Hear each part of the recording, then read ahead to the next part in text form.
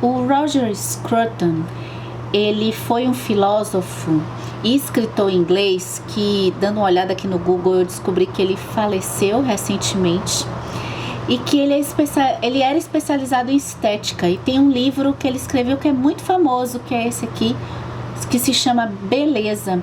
E eu li uma dissertação de mestrado que fala uma coisa bem interessante. Em análise dessa obra do Scruton, ela diz assim: o romance então se destina aos sentidos, embora não na condição de um objeto sensorial propriamente dito, mas de algo apresentado por intermédio dos sentidos à mente.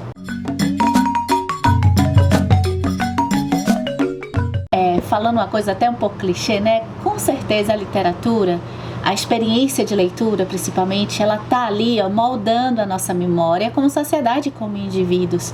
E esses sentimentos, né, que nós vamos tendo desde antes de escolher o livro que a gente quer ler, durante a leitura e depois, vai formando quem nós somos realmente. Por isso, a gente pode começar esse vídeo para responder, para a gente fazer uma resposta, que a proposta é a gente responder para nós mesmos e poder responder aqui, caso você queira, para o público na internet, essa tag, né, sobre sentimentos, desejos e a nossa leitura. Eu convido você a responder essa tag. Todas as informações dela estão no box de descrições desse vídeo no YouTube. Então, bora começar? Pergunta número 1. Eu me considero uma leitora movida pelo humor? Bem, eu acho que sim, né? Pensando em como eu escolho as minhas leituras, pensando no meu comportamento durante a leitura. Ao final dessa tag, eu vou conversar melhor com vocês sobre o que eu cheguei à conclusão, mas sim, principalmente na hora de escolher o que eu vou ler e a relação de como eu escolho a leitura que eu faço, comparada a como eu vou aproveitar essa leitura. Então, os meus desejos e os meus sentimentos, assim, é que movem a maioria das leituras que eu faço. Pergunta número 2. Eu faço metas, TBRs, cronograma e sigo certinho? Não. Definitivamente eu não faço. Eu sou contra metas. Agora calma, eu não sou contra quem faz metas, tá? Pessoas que fazem metas, mas realmente para eu aproveitar a leitura do jeito que eu gosto de ler, eu realmente, cada vez que eu já procurei fazer alguma coisa programada, acaba dando errado. Até não só de não seguir a programação, mas a rigidez da produtividade no meu processo de leitura acaba tirando o gosto de dar esse match que eu falei no comecinho do vídeo, tá? Mas assim, eu entendo que a gente está hoje numa sociedade, inclusive é um exercício que eu faço, a tentar me livrar um pouco disso, né? Dessa sociedade da produtividade, o que o Byung-Chul Han, no seu livro A Sociedade do Cansaço, aborda, né? Em que, às vezes, as coisas para o nosso lazer acabam, a gente como ser humano, coisas do nosso ser, acabam sendo hoje, né, por nós, sendo monitorados em métricas, monitorados em likes, que ele chama de métricas. É isso, né? A gente fazer um tracker para, sei lá, quantos livros a gente leu, quantas páginas a gente leu. Bem, se eu penso assim, sabe, para o meu trabalho, essas métricas e essa produtividade, ela é interessante. Se eu estou estudando uma coisa para o meu trabalho, se eu estou até estudando para mim, mas eu quero ter um resultado, eu realmente penso que o planejamento e a produtividade são importantes. Agora, a leitura para mim não é isso, não é para estudo. Então, por isso que para mim eu tento me afastar dessa, de certa forma, epidemia, né, que a gente tem realmente com a nossa vida em tudo, em não só leitura, mas outras coisas de lazer, né? Pergunta número 3. Os livros interferem no meu humor? Acontece, não é muito comum. E para pensar nessa resposta, eu me lembrei muito de um curso maravilhoso que eu fiz com a Jéssica Matos, que tem canal aqui no YouTube, Todas as referências estão aqui embaixo no box de descrições, e ela faz cursos para quem não estuda letras, né? Para quem não estuda teoria literária, mas quer conhecer um pouquinho da teoria literária. E eu gostei muito desse curso, e durante o curso, a gente pensou um pouco sobre esse envolvimento que nós temos com a história e com personagens durante a leitura. Lá eu aprendi a diferença de empatia e simpatia. Eu queria convidar você aqui a pensar junto comigo, né? A empatia seria a gente se colocar no lugar dos personagens, né? Viver o que aqueles personagens estão vivendo. É um pouco até a proposta, né? Se a gente for pensar da literatura. Mas calma, porque tem também a simpatia. A proposta da literatura é um pouco que a gente consiga entrar em histórias de pessoas que não estão próximas da gente, e para justamente entender o lado de diversas possibilidades e de diversas situações que a vida pode oferecer. Mas a nossa vida às vezes é uma só, a gente tem aqueles amigos ali. Então a literatura, a gente pode se transportar em como era viver, por exemplo, no século XVIII, com a opressão da mulher. A gente pode se transportar um pouco isso e entender hoje quem nós somos, né? Agora, quanto a essa diferença de simpatia e empatia, é um pouco em como a gente deixa essas emoções com os personagens interferir assim na nossa vida. Tem um livro do romancista Orhan Pamuk, não sei se eu falei o nome dele certo, em que ele vai falar que existe aquele leitor que até coloca no romance a sua segunda vida. A história do romance que está lendo passa a ser até mais importante do que a sua vida real. Pergunta número 4. O que eu leio quando eu estou triste ou quando eu estou feliz, né? Ou eu não leio? Essa pergunta é bem legal porque ela me faz pensar sobre essa interferência em como a gente está vivendo uma etapa da nossa vida e o tipo de livro que a gente lê. Eu, particularmente, na maioria do tempo assim, que eu passei a ter o hábito de leitura, foram poucos os momentos em que eu parei de ler.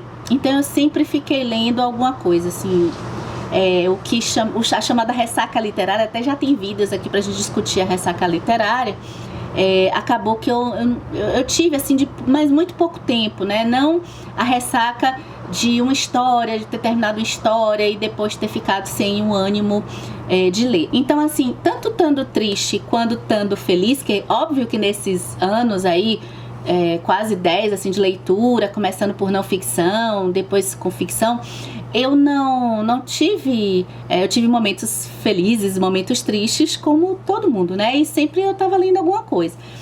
O que acontece é que depois eu fui percebendo o tipo de livro que eu ia lendo nesses momentos. Existem algumas coisas, algumas situações um pouco mais graves, digamos assim, que dão uma interferida no ritmo de leitura, se a gente para aquela leitura ou se a gente continua aquela leitura. E isso existiu, a gente comentou aqui no vídeo sobre a pandemia, né? No vídeo de leituras, quando veio a pandemia, a gente comentou um pouco sobre isso, sobre se a gente, por exemplo, está passando por um momento, né? Isso independente de ser um fato extraordinário, né? Mas um momento de depressão, perceber se vale a pena ler histórias sobre depressão, por exemplo. Será que isso vale a pena ou isso pode te piorar mais nesse estado, né? A mesma coisa de outras situações emocionais, outras doenças assim da mente que podem ter essa relação com os livros. Então eu acho que é uma coisa interessante pra gente pensar. Um resumo que eu posso falar aqui pra vocês é assim, que no geral, quando eu tô normal, assim, quando eu tô bem, não quando eu tô feliz, né? Feliz são momentos, mas assim, quando eu tô bem, eu leio tudo que eu tô querendo ler. Eu não tenho, assim, um tipo específico de literatura que eu gosto. Agora, quando eu não tô bem, quando eu tô por uns momentos, assim, ruins, eu normalmente vou para leituras confortáveis e leituras mais felizes, digamos assim. A pergunta número 5 é bacana também, porque agora a gente inverte o objeto, né? Se a pergunta número 4 era se a gente escolhe o livro a partir do nosso humor. Agora é o contrário, um livro já mudou o nosso humor. Então um livro, uma leitura já me deixou triste ou já me deixou feliz. Eu vou voltar lá no curso da Jéssica Matos que eu fiz, que a gente discutiu isso, né? Simpatia, empatia, pra gente pensar, né, até que ponto os personagens interferem no que a gente está sentindo. E eu gosto muito também de um desenho dos Animaniacs, que é a mãe do Bambi. Eu adoro os Animaniacs e adoro especialmente esse desenho que a Slap tem que levar o sobrinho dela pra ver que realmente a mãe do Bambi não morreu, que somente o cartunista deixou de desenhar o desenho da mãe do Bambi, que nem Chandler de Friends fala, né? Ele não chora por quê? Porque ele não, eu simplesmente vi que o cartunista deixou de desenhar a mãe do Bambi. E aí, você está mais para o sobrinho da Slap ou para Chandler? Vamos, então, voltando lá ao curso da Jéssica Matos, tem um crítico literário que é o Terry Eagleton, acho que fala o nome dele assim. Tem esse livro aqui, que a gente estudou um pouquinho dele no curso, que é Como Ler Literatura. E olha só o que ele fala aqui, na minha edição, na página 82. Em primeiro lugar, nem toda arte literária é um convite para nos identificarmos com os personagens. Em segundo lugar, a empatia não é a única forma de compreensão. Na verdade, tomada ao pé da letra, a empatia não é uma forma de compreensão de maneira alguma. Olha o que ele diz, ó. Se eu me torno você, perco minha faculdade de saber como você é. E assim, eu entendo, né? Eu entendo e eu acho que quando a gente pensa, aqui eu vou fazer uma viagem agora, vem comigo, tá? Porque quando a gente pensa em empatia e simpatia, se a gente for pensar na gente mesmo, né? E até para fazer uma análise, eu entendo que a gente precisa se afastar um pouco do objeto que a gente está analisando para a gente entender aquele objeto. Então, talvez se a gente pensar como até um crítico literário, e isso é controverso, né? Crítico literário é profissional, mas tem aqui uma discussão sobre isso, que a gente já fez aqui no canal, inclusive com o texto da Virginia Woolf, né? E ensaio dela sobre leitura e sobre quem é o crítico e tal. Mas o que acontece? Eu entendo, assim, eu tenho uma opinião muito das duas coisas, sabe? Eu acho que às vezes, se a gente for pensar, eu vou falar de um outro livro, se a gente for pensar até no próprio conhecimento, em adquirir aquele conhecimento, e aí eu vou trazer o Erich Fromm, quando eu li esse livro aqui, que se chama Ter ou Ser. Quando ele fala na parte de educação, e que hoje, por exemplo, se a gente for entrar na universidade para a gente fazer um estudo, um mestrado, a teoria é um pouco que a gente pegou de método, né? O método é a gente se afastar do objeto. Então a gente vai entender melhor quando a gente se afasta, ok. Isso, se a gente for ver outras perspectivas, até no objeto de estudo e nos estudos relacionados a, por exemplo, as teorias africanas, já estão até mudando e falando um pouquinho diferente disso, mas eu não tenho assim conhecimento para falar. Mas vamos pensar como a gente aprendia as coisas, como a gente aprende as coisas.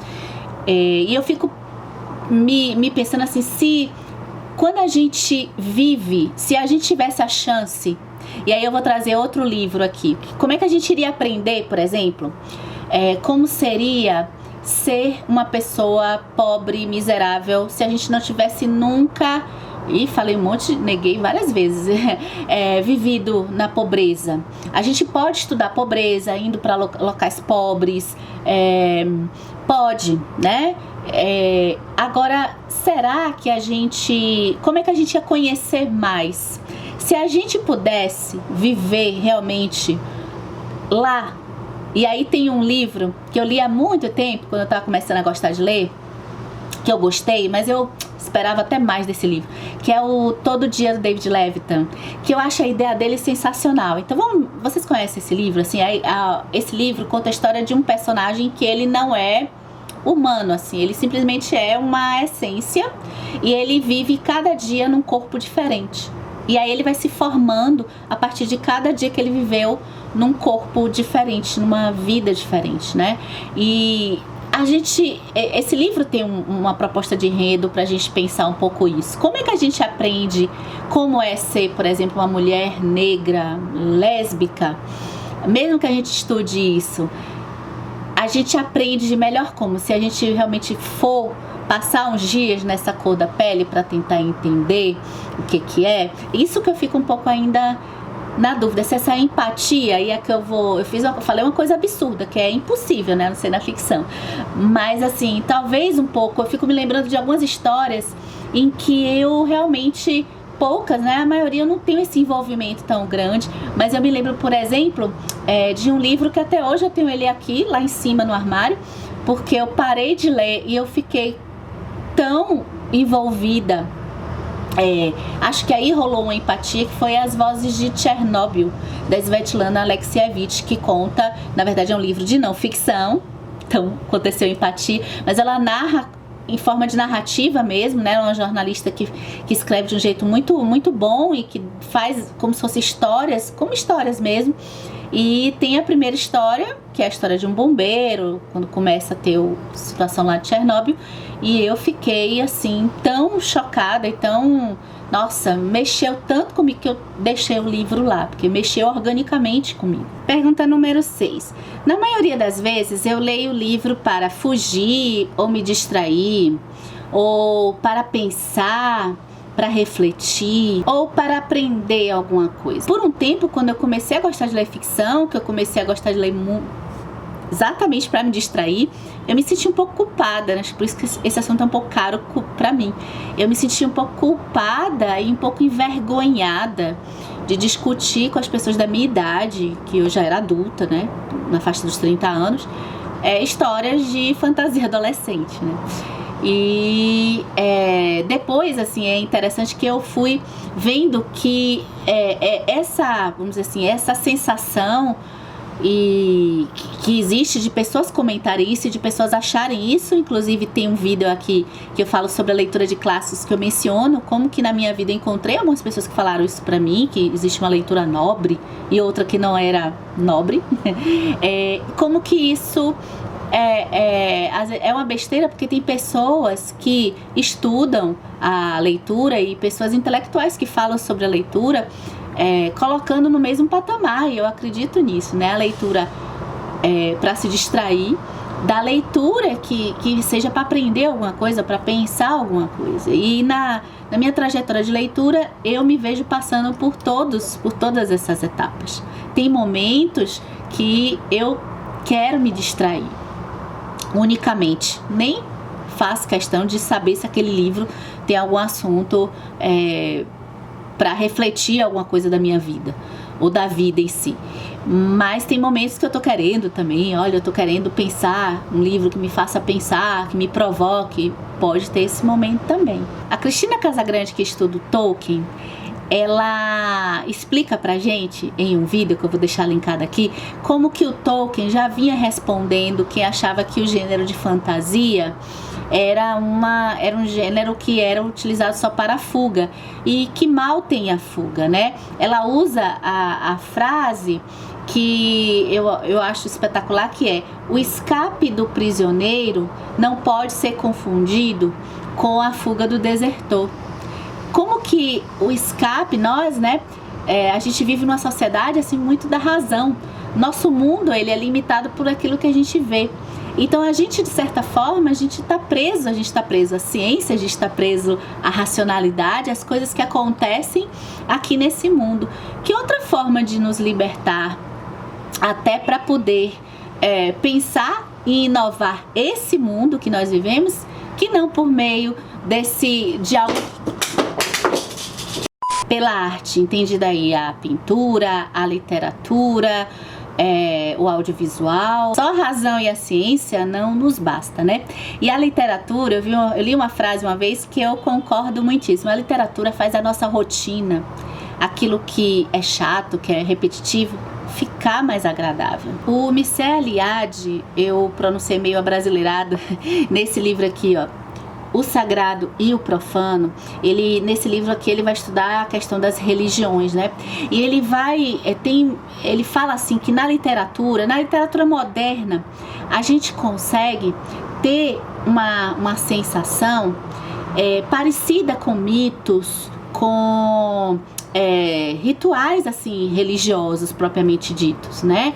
Com essas histórias que toda religião se fundamenta. E o interessante é que ele fala que não precisa ser uma leitura para pensar, não. Qualquer leitura, ele fala romance policial, eu aqui vou acrescentar fantasia, que eu não me lembrei, fantasia, qualquer leitura. A pergunta número 7 é bacaninha também, é assim: é comum eu rir ou chorar lendo livros? Isso acho que todo mundo, né? Aí a gente pensar se a gente está se envolvendo ou se a gente está simplesmente se identificando com personagens. Hoje em dia é mais comum eu dar risada lendo livros, assim, são poucos, acho que será que eu tô me afastando assim da leitura? Mas assim, eu fico comovida, mas eu nunca mais aconteceu algo assim pra chorar, às vezes pra me emocionar, mas não chegar ao choro propriamente dito. Eu lembro de algumas leituras que me fizeram chorar compulsivamente, por exemplo. Eu vou trazer 2 aqui. O Sol é para Todos, da Harper Lee. Nossa, choro compulsivo. Tem alguns vídeos do canal de outras leituras que vocês, se vocês assistiram assim bem dos velhos tempos, eu tinha umas histórias que eu ficava assim, nossa, muito, como eu falava, né, chorando compulsivamente. Ó, outra aqui, ó. Compulsivamente, quando terminou, eu fiquei um tempo assim, eu tive que parar, esses 2 livros, né, eu tive que parar um pouquinho só para dar um tempo para chorar. A Cor Púrpura, da Alice Walker, foi uma. Outro que me fez chorar, mas me fazia rir, e eu tenho o maior carinho, que é David Copperfield, do Charles Dickens, né, que a trajetória desse menino né, me fazia pulsar aqui entre choro, riso, angústia. Pergunta número 8. Eu já tive sentimentos conflitantes lendo um livro?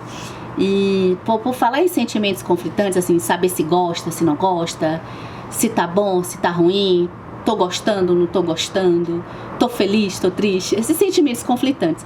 E eu me lembro assim, se pensar em sentimento de não saber exatamente o que tá sentindo, eu lembro desse livro, que é O Sempre Vivemos no Castelo, da Shirley Jackson, que eu só ficava, nossa, eu tô gostando, nossa, eu não tô gostando, nossa, que coisa estranha. Agora senta aqui que eu vou soltar uma pergunta que tem a ver também com a pergunta número 5 sobre identificação de personagem. Que eu vou puxar aqui também para os sentimentos em relação ao livro, né? Eu vou deixar uma pergunta, mas é para reflexão aqui também, né? Para você gostar de um livro, para você se envolver com o personagem, você precisa se sentir identificada por ele? Que isso é uma pergunta que eu penso bastante, assim, por conta das discussões que eu vejo aqui, principalmente no YouTube. Eu fico pensando assim que é tão mais interessante a gente ampliar, se a gente conseguir, claro, acho que isso é um processo de reflexão para ver se a gente consegue, né? Em que a gente não precise ter a gente representado, não que a representatividade não seja importante, eu não tô falando isso não, gente. É bem legal, por exemplo, eu não me sinto assim, eu já me envolvi com alguns personagens, independentemente deles serem mulheres, gordas, na faixa dos 40 anos, né? Eu não já me envolvi com personagens novos, assim, personagens homens, porque eu já me envolvi assim no sentido das ações desses personagens, já me identifiquei nesse sentido. Então, claro que se eu for ler uma história e que tenha uma personagem que nessa capa, né, toda, seja parecida comigo, eu identifique que ela, eu sou assim também, se rolar essa identificação, é ainda bom também. Mas eu acho que treinar a identificação também em personagens, até numa criança, eu acho que pode melhorar ainda a nossa experiência literária. Pergunta número 9. Dias ensolarados ou dias chuvosos interferem na minha leitura? Essa pergunta é legal porque tem isso, né? Se o clima muda o nosso humor, às vezes muda o nosso humor e muda o jeito que a gente lê, o tempo que a gente vai ler. Eu normalmente, a leitura já tá tão direto aqui na minha vida que dificilmente eu vou ler melhor ou mais por conta de chuva ou por conta de tempo bom. Agora, naturalmente, sob o ponto de vista racional, né, quando eu acho que a chuva combina mais com a leitura. Óbvio que combina, né? Quando a gente o dia tá chuvoso, a gente tende a ficar mais em casa. Isso é pesquisa e estatística, né? Então acaba que pode ser que a gente acabe lendo mais, assim, por essa avaliação racional. Eu acho que o dia de chuva combina com essa leitura, assim, dentro de casa, esse aconchego, né? A pergunta número 10 é se eu preparo cenário para ler. Não preparo, tá? Mas tem um pouco isso, né? De onde eu peguei essa tag, e eu vejo aqui também que as pessoas preparam, às vezes precisa de um local, e é importante esse local, né, pra fazer a leitura. Eu já tenho, assim, uma rotina de ler durante o dia quando eu posso, geralmente aqui no escritório ou na minha sala, e à noite na minha cama, e não preparo nada especificamente. De vez em quando posso pegar um café, mas uma época até fazia mais isso, depois eu deixei. A água eu vou pegar, porque já para tudo que eu faço, que eu vá fazer parada, eu pego a água para ficar do meu lado, porque eu preciso beber muita água. Mas eu não faço não preparo velas, não faço ritual, não. Agora, eu acho muito bonitinho ter esse ambiente quando eu vejo aqui no YouTube, né? Eu acho bonitinho, dá vontade até de fazer isso. E a pergunta número 11, pra gente encerrar, será que acho que ficou gigante esse vídeo, é se eu emendo um livro no outro, ou as emoções são tão fortes que eu preciso de um tempinho. Olha, pra mim essa pergunta, eu vou pensar assim no sentido dessa pergunta, como o tempo que a gente leva deixando o livro nos contagiar, né? Como eu acho que pra mim, isso acabou ficando fora dessa ideia de pegar um outro livro para ler.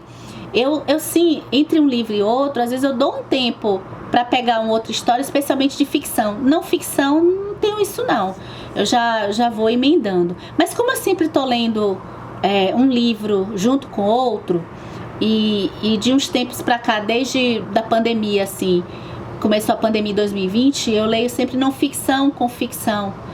Então acaba que eu tenho um vídeo aqui no canal que eu comento sobre essa coisa de ler mais de um livro de uma vez só, né? Que a gente, quando faz isso, acaba se acostumando em separar as histórias. E por isso que terminar o livro, continuar lendo o outro, a gente ainda continua pensando. Eu particularmente continuo pensando e refletindo sobre o livro anterior, inclusive por muito tempo. Às vezes, acho que vocês viram no ano passado, por exemplo, Pedro Páramo. Foi, acho que uns 3 vídeos sobre Pedro Páramo, porque eu ficava pensando, refletindo sobre ele assim o ano todo. E eu ia lendo outros livros, né? Mas ele ainda estava forte, acho que ainda está forte. O Retrato de Dorian Gray, eu cheguei a produzir um vídeo no final do ano. Eu terminei de ler ele no começo do ano, acho que foi 2020, né? Acho que foi 2020. E depois, no final do ano, eu voltei numa parte dele, assisti um vídeo no YouTube, e aí voltei numa parte dele, precisava fazer um outro vídeo para discutir outra coisa dele. Então, atualmente essas emoções e essas reflexões de leitura, né, esses personagens, eles vão ficando assim, Moby Dick, o Ismael e o Queequeg fica comigo mesmo quando eu lembro, ai, Ismael, Queequeg. Vocês viram falar aqui, por exemplo, do David, né, que tem um bom tempo que eu li David Copperfield, e que eu tô lendo um livro, tô lembrando de David Copperfield, né, então é mais ou menos assim que acontece, tá? Eu espero que vocês tenham gostado dessa tag, e eu queria muito que vocês respondessem, que vocês se autoavaliassem, e se quiserem compartilhar comigo, fiquem à vontade aqui nos comentários no YouTube, ou então você pode responder essa tag em um vídeo ou em alguma rede social sua e me marcar lá, que eu vou fazer muita questão de conversar lá com você, tá? Acho que é isso, até o próximo vídeo.